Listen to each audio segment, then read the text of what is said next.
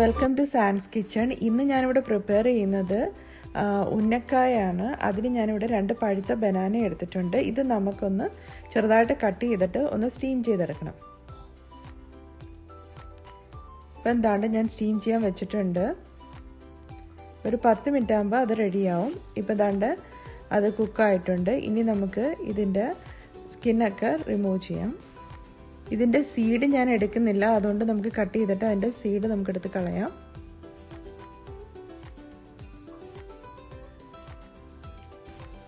ഇതിനി നന്നായിട്ട് മാഷ് ചെയ്തെടുക്കണം. അത് ഫോർക്ക് വെച്ച് ഇതേണക്ക് ചെയ്താൽ മതി. ഇപ്പം നന്നായിട്ട് മാഷ് ചെയ്തെടുത്തിട്ടുണ്ട്. ഇനി നമുക്കിതിൻ്റെ ഫില്ലിങ് തയ്യാറാക്കിയെടുക്കാം. അതിന് ഞാനൊരു പാൻ അടുപ്പിൽ വെച്ചിട്ടുണ്ട്. അതിലേക്ക് കുറച്ച് നെയ്യ് ആഡ് ചെയ്യുന്നുണ്ട്.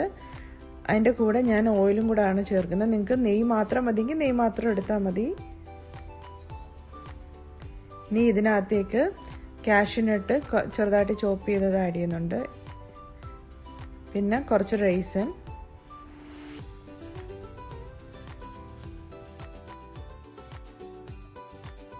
അത് 1 കപ്പ് കോക്കനട്ട് ഷ്രെഡ് ചെയ്തത്,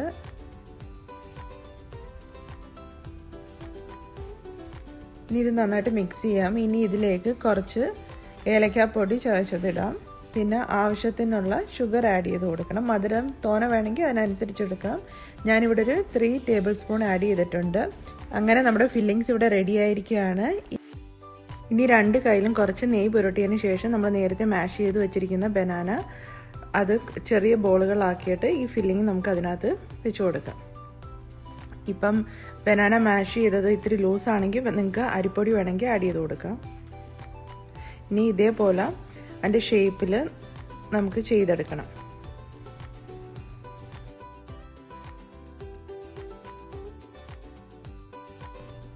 ഇപ്പോൾ ഇതാണ്ട് ഞാൻ എല്ലാം റെഡിയാക്കി വെച്ചിട്ടുണ്ട്. ഇനി നമുക്കിത് ഓയിലിൽ ഫ്രൈ ചെയ്തെടുക്കാം.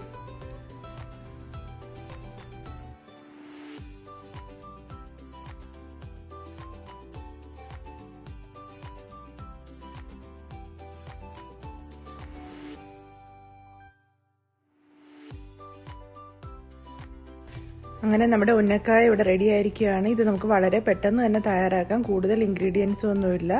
ഇത് നിങ്ങൾ എല്ലാവരും ഒന്ന് ട്രൈ ചെയ്ത് നോക്കണം. എൻ്റെ വീഡിയോ ഇഷ്ടപ്പെട്ടെന്ന് വിചാരിക്കുന്നു. ഇഷ്ടപ്പെട്ടിട്ടെങ്കിൽ ലൈക്ക് ചെയ്യാനും സബ്സ്ക്രൈബ് ചെയ്യാനും മറക്കല്ലേ. താങ്ക്